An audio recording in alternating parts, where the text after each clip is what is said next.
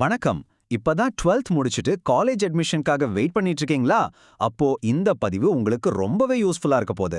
தமிழ்நாட்டுல முதல் பட்டதாரி சான்றிதழ் வாங்குறது எப்படின்னு ஸ்டெப் பை ஸ்டெப்பா ரொம்ப சிம்பிளா நாம பார்க்கலாம் வாங்க. காலேஜ் அட்மிஷன்னு சொன்னாலே நம்ம மனசுக்குள்ள வர்ற முதல் கேள்வி ஃபீஸ் எப்படி கட்ட போறோங்கிறது தான் இல்லையா? ஆனா இனி அந்த கவலையே வேண்டாம். உங்க காலேஜ் ஃபீஸை பெருசா குறைக்கிற ஒரு சூப்பரான கவர்மெண்ட் ஸ்கீம் இருக்கு. அத பத்தி தான் நாம இப்ப டீடைலா பார்க்க போறோம். அந்த திட்டத்தோட பேரு தான் முதல் பட்டதாரி சான்றிதழ். அதாவது உங்க ஃபேமிலிலேயே நீங்க தான் ஃபர்ஸ்ட் காலேஜ்க்கு போய் ஒரு டிகிரி படிக்க போறீங்கன்னா இந்த ஒரு சர்டிபிகேட் உங்களுக்கு கிடைச்ச ஒரு பொக்கிஷம் மாதிரி. ஏன்னா உங்க டியூஷன் ஃபீஸ் முழுசையும் அரசே ஏத்துக்கும். சரி, இந்த பதிவுல நாம என்னென்னலாம் பார்க்க போறோம்? 1. இந்த சர்டிபிகேட்டோட வேல்யூ என்ன? 2. இதுக்கு யார் யாரெல்லாம் எலிஜிபிள்? 3. ஆன்லைன்ல எப்படி அப்ளை பண்றது? 4. என்னென்ன டாக்குமெண்ட்ஸ் தேவைப்படும்? கடைசியா அப்ளை பண்ணதுக்கு அப்புறம் என்ன நடக்கும்? வாங்க எல்லாத்தையும் ஒன்னொன்னா பார்க்கலாம். முதல்ல இந்த சர்டிபிகேட் நிஜமாவே ஒரு லைஃப்லைன் மாதிரி. இது உங்க பணத்தை எப்படி மிச்சப்படுத்துதுன்னு நாம பார்க்கலாம். இது வெறும் பேப்பர்ல வாங்குற ஒரு சர்டிபிகேட் மட்டுமில்ல, உங்க படிப்பு செலவே கணிசமா குறைக்க போற ஒரு பவர்ஃபுல் டூல். இப்போ ரொம்ப முக்கியமான ஒரு விஷயத்துக்கு வரும். நிறைய பேர் பண்ற தப்பு இதுதான். முதல் பட்டதாரி சான்றிதழ் வேற, முதல் தலைமுறை பட்டதாரி சான்றிதழ் வேற, ரெண்டும் ஒன்னு நினைஞ்சு குழப்பிக்கிறாங்க. நாம இப்போ பேசுறது காலேஜ் ஃபீஸ் கன்செஷனுக்காக வாங்குற சர்டிஃபிகேட். இன்னொன்னு இருக்கு, அது படிச்சு முடிச்சுட்டு வேலை தேடும்போது முன்னுரிமைக்காக வாங்குறது. ஸோ ரெண்டையும் குழப்பிக்கவே கூடாது. ஓகே, இந்த ஸ்கீமோட பெஸ்ட் பார்ட் என்ன தெரியுமா? நீங்க கவுன்சிலிங் மூலமா போறீங்கன்னா அது கவர்மெண்ட் காலேஜா இருக்கலாம், எய்டட் காலேஜா இருக்கலாம், ஏன் செல்ஃப் ஃபினான்சிங் காலேஜா கூட இருக்கலாம். எல்லாருக்குமே இந்த சலுகை பொருந்தும். ஒரு உதாரணத்துக்கு சொல்றேன் கேளுங்க. நீங்க இன்ஜினியரிங் படிக்கிறீங்கன்னா ஒரு வருஷத்துக்கு கிட்டத்தட்ட 40,000 ரூபாய் வரைக்கும் உங்க ஃபீஸ் குறையும். யோசிச்சு பாருங்க, இது எவ்ளோ பெரிய உதவி. சரி, அடுத்ததா நாம பார்க்க போறது இதுக்கு யார் யாரெல்லாம் தகுதியானவங்க அப்படிங்கிறது தான். இந்த ரூல்ஸ் கொஞ்சம் முக்கியம், சோ கவனமா கேளுங்க. ரூல் ரொம்ப சிம்பிள், ஆனா ரொம்ப ஸ்ட்ரிக்ட். உங்க நேரடி குடும்ப வாரிசுல, அதாவது உங்க அப்பா, அம்மா, கூட பிறந்த அண்ணன், தம்பி, அக்கா, தங்கை, அப்புறம் உங்க அப்பா வழி தாத்தா பாட்டி, அம்மா வழி தாத்தா பாட்டி, இவங்கள யாருமே ஒரு டிகிரி கூட படிச்சு முடிச்சிருக்க கூடாது. இதுதான் முக்கியமான கண்டிஷன். அதனால நீங்க அப்ளை பண்ணும்போது இங்க லிஸ்ட்ல இருக்கிற ஒவ்வொருத்தரோட படிப்பு விவரத்தையும் நீங்க கண்டிப்பா மென்ஷன் பண்ணி ஆகணும். இதுல உங்களையும் சேர்த்துதான். இன்னொரு முக்கியமான பாயிண்ட், ஒரு குடும்பத்துக்கு ஒரே ஒருத்தருக்கு தான் இந்த சலுகை. அதாவது ஒன் ஃபேமிலி ஒன் கன்செஷன் மாதிரி. உங்க அண்ணனோ அக்காவோ ஏற்கனவே இந்த ஸ்கீம் மூலமா ஃபீஸ் கன்செஷன் வாங்கி படிச்சிட்டு இருந்தாங்கன்னா சாரி, உங்களுக்கு இதை அப்ளை ஆகாது. இதை மைண்ட்ல வச்சுக்கோங்க. ஓகே, இப்போ உங்களுக்கு எலிஜிபிலிட்டி இருக்குன்னு கன்ஃபார்ம் ஆயிடுச்சு. சூப்பர். அடுத்த ஸ்டெப் என்ன? ஆன்லைன்ல அப்ளை பண்றது தான்.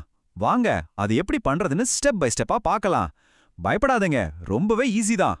முதல்ல நீங்க போக வேண்டிய வெப்சைட் tnesevai.tn.gov.in.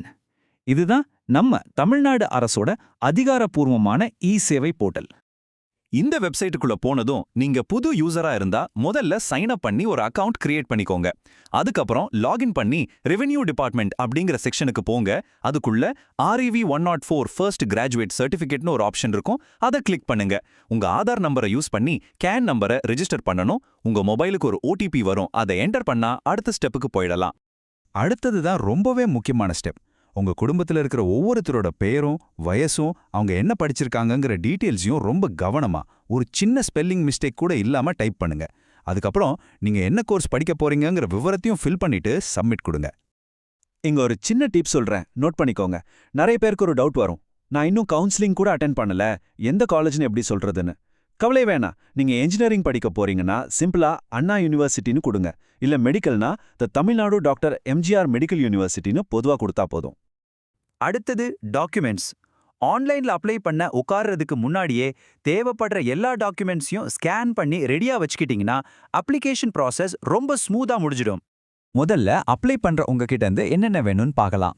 உங்க பாஸ்போர்ட் சைஸ் போட்டோ, அட்ரஸ் ப்ரூஃப்க்கு ஆதார் கார்டு பெஸ்ட், உங்க ஃபேமிலி ரேஷன் கார்டு, அப்புறம் ரொம்ப முக்கியமா உங்க 12th மார்க் ஷீட்டும் TCயும்.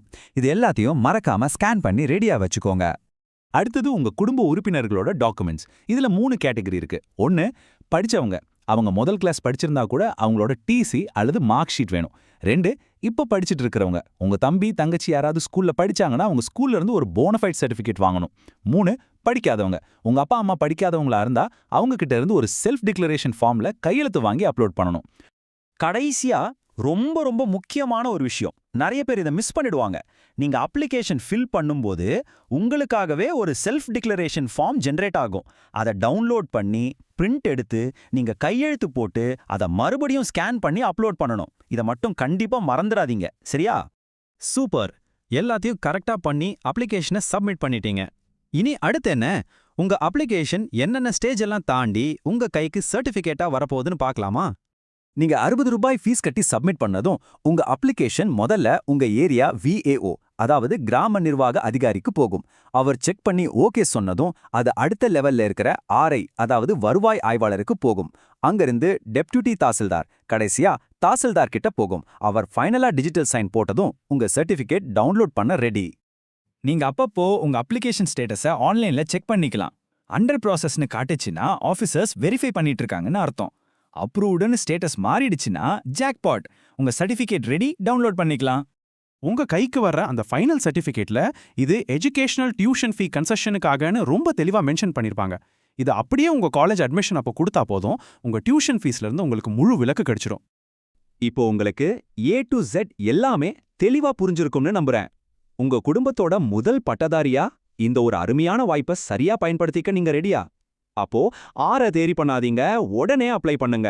உங்க படிப்புக்கு இந்த சர்டிஃபிகேட் ஒரு பெரிய சப்போர்ட்டா இருக்கும். All the best.